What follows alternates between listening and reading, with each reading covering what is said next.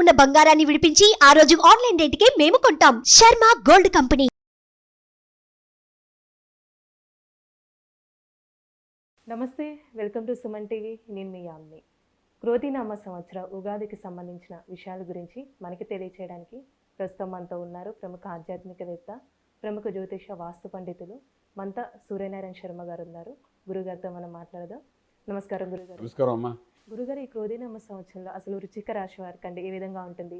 ఈ రాశి వారికి సంబంధించి ఆదాయం కానీ, వ్యయం, అవమాన, రాజపూజ గురించి తెలియచేయండి. తప్పకుండా. క్రోధనామ సంవత్సరంలో వృశ్చిక రాశి వారికి, మన వృశ్చిక రాశి అనేసరికి ఇక్కడ ఏంటంటే ఆల్మోస్ట్ విశాఖ 4వ పాదం వస్తుంది, అనురాధ వస్తుంది, జ్యేష్ఠ వస్తుంది.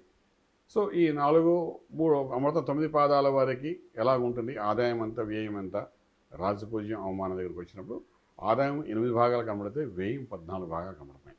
అంటే ఆదాయం బాగానే ఉంటుంది, కానీ వ్యయం ఖర్చు పెట్టేది కూడా విపరీతంగా కనబడుతున్నాయి. అలాగే రాజపూజ్యం, అవమానం 4, 5 అంటే 4 భాగంలో రాజపూజ్యం ఉంటే 5 భాగాలు అవమానకరంగా కనబడుతున్నాయి. సో ఇక్కడ గురుబలం అనేది మనకేంటంటే మే 1వ తారీఖు నుండి వృశ్చిక రాశి వారికి కనబడుతుంది. సో మే 1 లోపల అంటే ఏప్రిల్ మాసంలో కొంత వీక్గా ఉంటారు వాళ్ళు.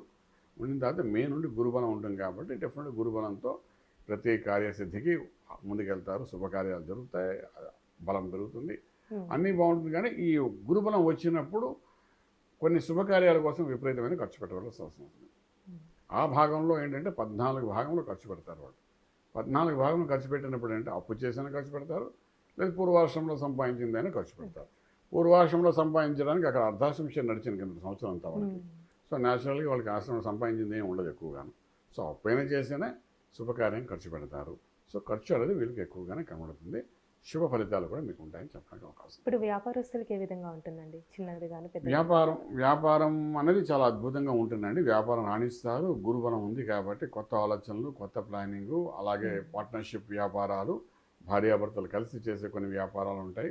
కొన్ని వ్యాపారాలు కలిసి చేస్తారు, కొన్ని భార్య పేరు మీద ఇల్లు స్థలం కొంటారు, దాన్ని మళ్ళీ అమ్ముతుంటారు.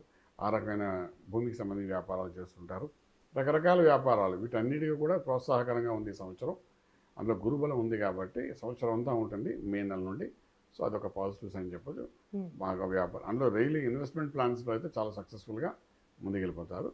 బలం బాగుంటుంది, యోగం బాగుంటుంది. కానీ ఆర్థికంగా ధనం అనేది చూసారా, వచ్చే ధనం కూడా బాగా వస్తుంది. ఆ వచ్చిన దానికంటే ఖర్చు పెట్టేది మాత్రం మనకు విపరీతంగా జరుగుతుంది. ఇప్పుడు స్టాక్ మార్కెట్ ఏ విధంగా ఉంటుందండి? ట్రేడింగ్ చేసుకోవచ్చు, స్టాక్ మార్కెట్ మీద వెళ్ళచ్చు, అగ్రికల్చర్, ఆర్గానిక్ ఇండస్ట్రీస్ మీద స్టాక్ మార్కెట్లో ఇన్వెస్ట్మెంట్ ప్లాన్స్ చేసుకోవచ్చు. అలాగే పవర్ ప్లాంట్, సోలార్ సిస్టమ్స్, వాటి మీద ఇన్వెస్ట్మెంట్ చేసుకోవచ్చు. అలాగే మన కొంతవరకు ఏంటంటే సాఫ్ట్వేర్, ఐటీకి సంబంధించిన కంపెనీస్ మీద కూడా ఇన్వెస్ట్మెంట్, లైక్ ఇన్ఫోసిస్ షేర్స్ ఉంటాయి, అలాంటి వాటి మీద కూడా మనం ఇన్వెస్ట్మెంట్ చేసుకుంటూ వెళ్ళచ్చు. సక్సెస్ఫుల్గా మంచి ప్రాఫిటబుల్గా వెళ్తుంది చెప్పచ్చు. ఇప్పుడు వివాహం అండి, ఇప్పుడు భార్యాభర్తల మధ్య సంబంధం ఏ విధంగా ఉంటుంది? సంతాన పరంగా చూసుకుంటే ఎలా ఉంటుందండి? వివాహం అనుకున్నప్పుడు గురుబలం మే నుండి మొదలైంది కాబట్టి వివాహ ప్రయత్నాలు చేస్తే సక్సెస్ఫుల్గా అవుతారు. అంటే చిన్నపిల్లలు పెళ్లికి ఈడు వచ్చిన వాళ్ళకైతే దానికి ఇబ్బంది లేదు, శుభంగా చక్కగా ఈ సమయంలో వివాహం జరుగుతుంది. అలాగే 30 సంవత్సరాలు దాటి వివాహం జరిగిన వాళ్ళకి కూడా ఈ సమయంలో గురువు యొక్క అనుగ్రహం ఉంది కాబట్టి, దృష్టి పడింది కాబట్టి డెఫినెట్గా అది కూడా మంచి రిజల్ట్ ఇచ్చే అవకాశం ఉంది. అలాగే ద్వితీయ వివాహం కోసం చేసే ప్రయత్నాల్లో కూడా సఫలీకృతమయ్యే అవకాశం ఉంది. బాగానే గురువు అనుగ్రహం ఈ సంవత్సరం అంతా శుభ ఫలితాలు కనబడతాయి.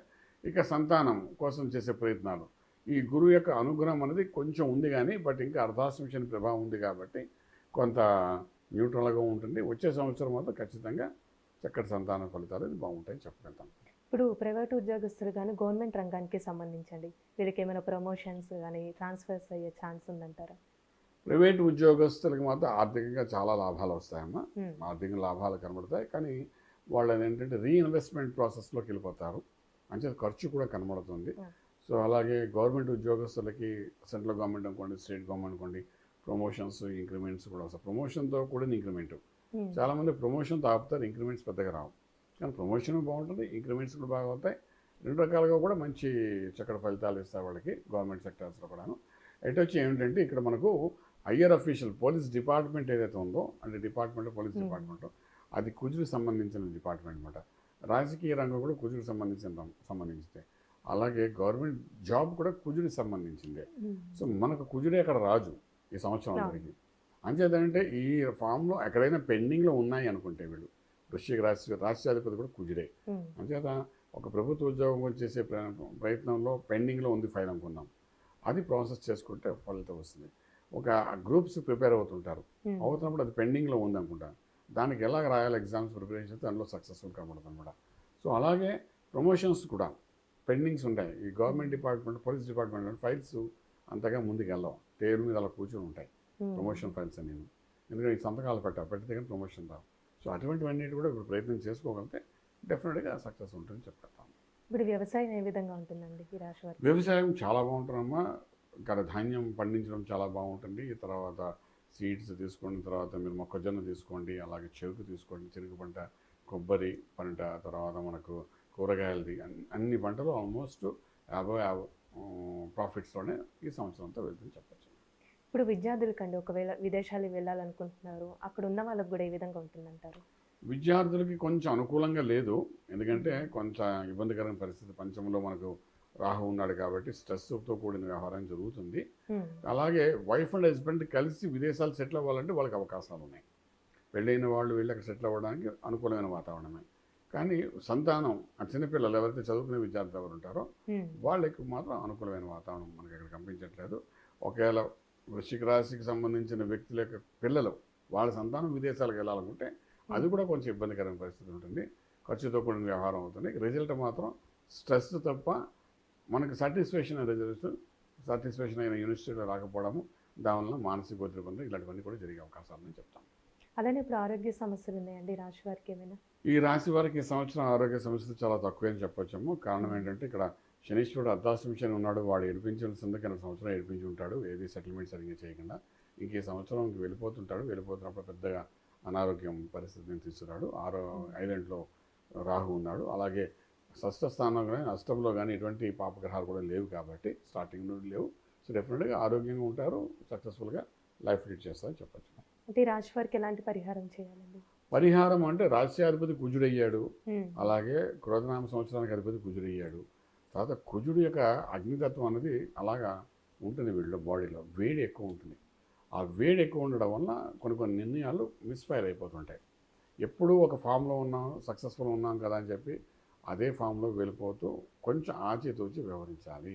ఎందుకంటే మీ ఎలా ఉన్న అగ్నితత్వం ఏం చేస్తుంటే మీ యొక్క ప్లానింగ్ని బర్న్ చేసే అవకాశాలు కొద్దిగా ఉంటాయి. ఇవి ఎప్పుడైతే బర్న్ చేసేస్తాయంటే మన ప్లానింగ్ డెఫినెట్గా మన అన్సక్సెస్ఫుల్ అవ్వడానికి ఛాన్సెస్ ఉంటాయి. అంటే వీటన్ని అధిగమించడానికి సుబ్రహ్మణ్యేశ్వర స్వామి యొక్క ఆరాధన చేయడం.